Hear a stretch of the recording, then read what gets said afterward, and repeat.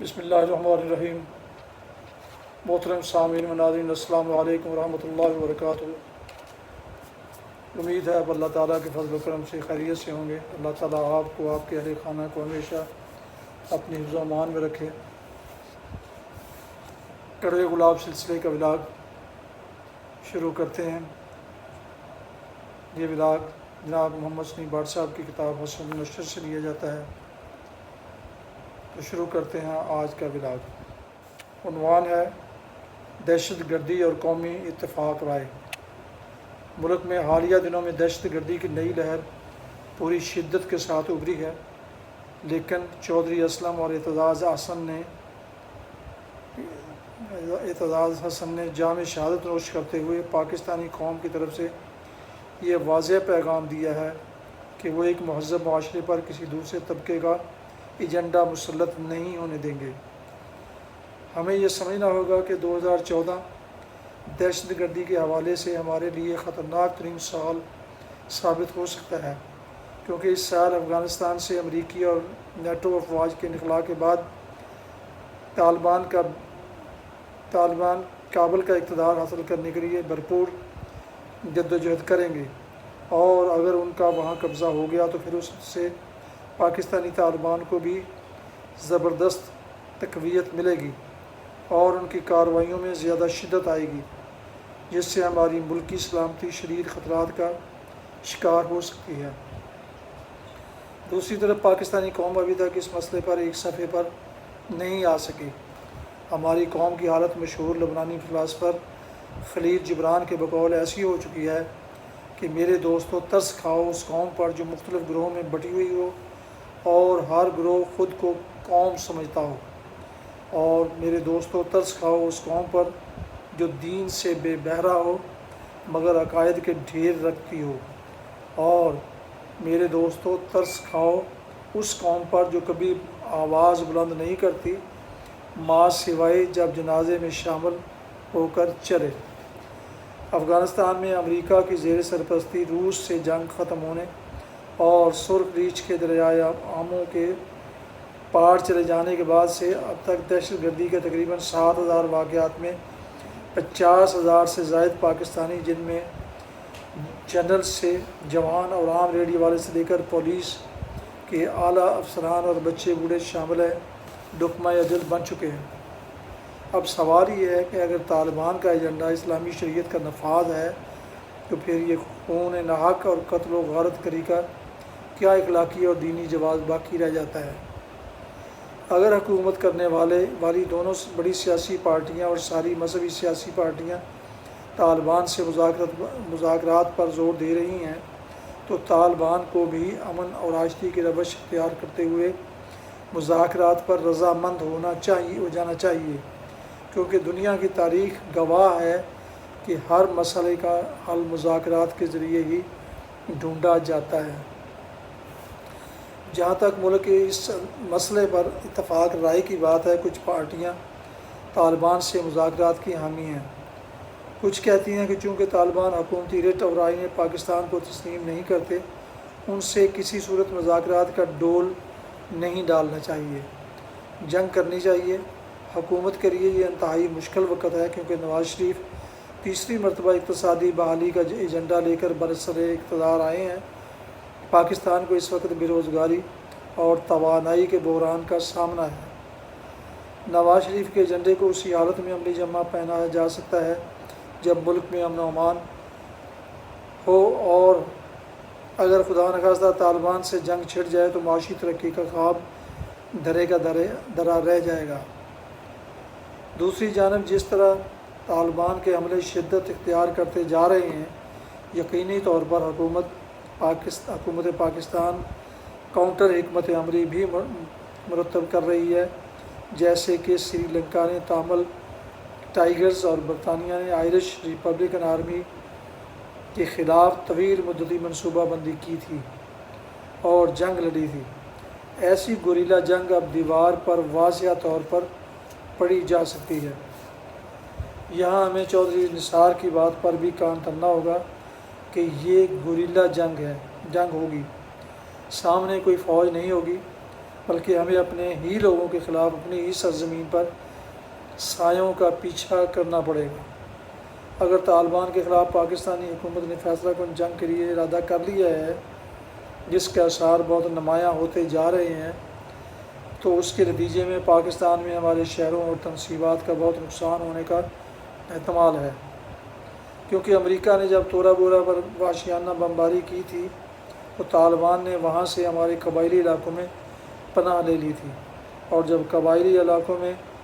Drone حملے ہوئے تو طالبان نے ہمارے شہری علاقوں میں محفوظ گاہیں بنا لیں، اور اب وہ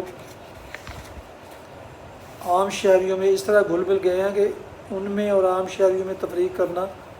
ممکن نہیں، تو مشکل ضرور ہے، کیونکہ جنگ کی صورت میں وہ اسے ہمارے شہروں میں لے آئیں گے، جس سے وقتی طور پر بڑی تباہی اور معاشرے میں انتشار پھیلے گا۔ ہمارے وزیر داخلہ کا تجزیہ صائب ہے کہ 9/11 کے بعد دنیا محفوظ اور پاکستان غیر محفوظ ہو گیا ہے۔ طالبان سے نہ جنگ آسان ہے نہ مذاکرات، اب مذاکرات نہایت نازک مرحلے میں داخل ہو چکے ہیں۔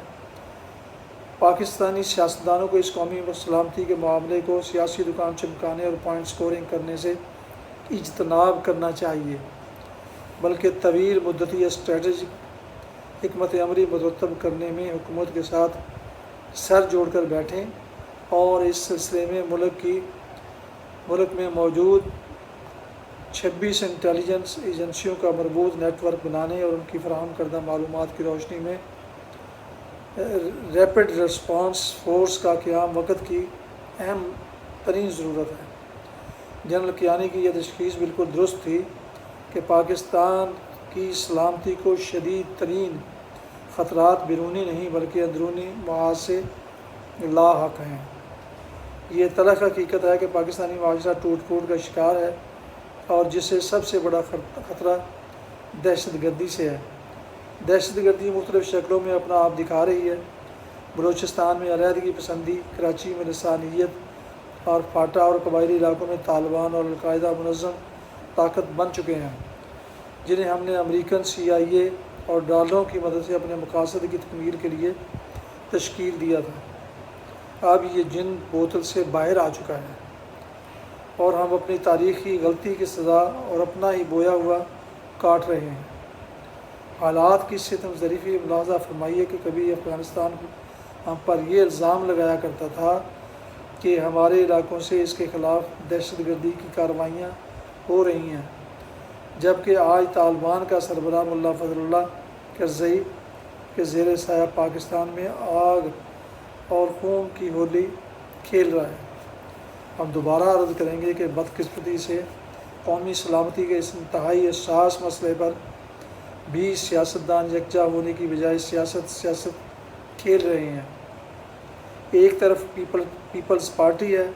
اس کا کہنا ہے کہ حکومت کبھی ایک مولوی کو دعوت دیتی ہے طالبان سے بات کرنے کو، کبھی دوسرے کو۔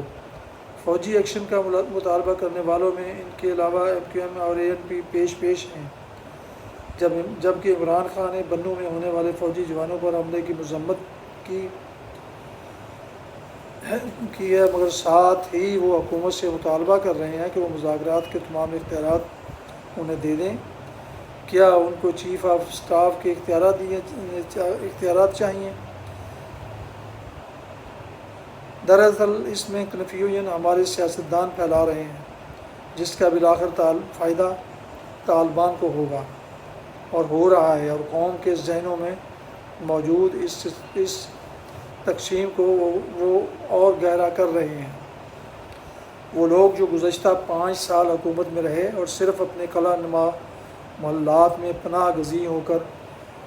بے امنی کی تصویر بنے رہے، اور اب وہ نواز شریف کو ہلا شیری دے رہے ہیں کہ فوراً طالبان پر حملہ کر دیا جائے، مگر نواز شریف کی حکومت اس معاملے میں بڑا پھونک کر قدم رکھ رہی ہے، اور ان کی حکمت عملی صائب ہے کہ مذاکرات کا آپشن کسی صورت بھی ہاتھ سے جانے نہ دیا جائے اور آخری حد تک جایا جائے، اور طالبان کے 50 سے زائد گروپوں میں سے اگر سارے نہیں تو جو کچھ مذاکرات کی میز پر آتے ہیں ان کو نیوٹرلائز کر دیا جائے، اور جو رہ جائیں، جو کسی صورت بھی مذاکرات کے لیے آمادہ نہیں، ان کے خلاف فیصلہ کن جنگ کی جائے۔ اب حالات بڑی تیزی سے اس سمت بڑھ رہے ہیں جہاں حکومت کے لیے فیصلہ ناگزیر ہو گیا ہے، اور وزیر اعظم نے درست کہا ہے کہ قوم کو غیر معمولی حالات میں غیر معمولی اقدامات کے لیے تیار رہنا چاہیے، کیونکہ مزید تاخیر کی صورت میں معاملہ اس انتہائی نج پر جا سکتے ہیں کہ بقول شاعر ایسا نہ ہو یہ درد بنے درد لا دوا، ایسا نہ ہو کہ تم بھی مداوا نہ کر سکو۔ ناظرین و سامعین محترم، ابھی آپ کڑوے گلاب سلسلے کا ولاگ بعنوان دہشت گردی اور قومی اتفاق رائے کی سماعت فرما رہے تھے، جسے میں نے جناب محمد سلیم بٹ صاحب کی کتاب حشر نشر سے لیا اور آپ کی خدمت میں پیش کیا ہے۔ جن دوستوں نے ابھی تک میرے یوٹیوب چینل BA رشیدی کو سبسکرائب نہیں کیا، وہ ایسے دلچسپ اور معلوماتی پروگرام اور ولاگز حاصل کرنے کے لیے میرے یوٹیوب چینل BA رشیدی کو ضرور سبسکرائب کریں، لائک کریں اور بیل آئیکن کو کلک کرنا نہ بھولیں، اور مزید اپنے خصوصی دوستوں کو بھی اس میں شیئر کریں۔ اللہ تعالیٰ آپ کا حامی و ناصر ہو، اللہ تعالیٰ آپ کو آپ کے اہل خانہ کو ہمیشہ اپنے حفظ و امان میں رکھے، آمین۔ دعاؤں میں پاکستان، اپنے والدین بلکہ سب کے والدین اور امت مسلمہ علاوہ دوست و احباب اور اس ناچیز کو بھی یاد رکھیں تو بہت مشکور ہوں گا۔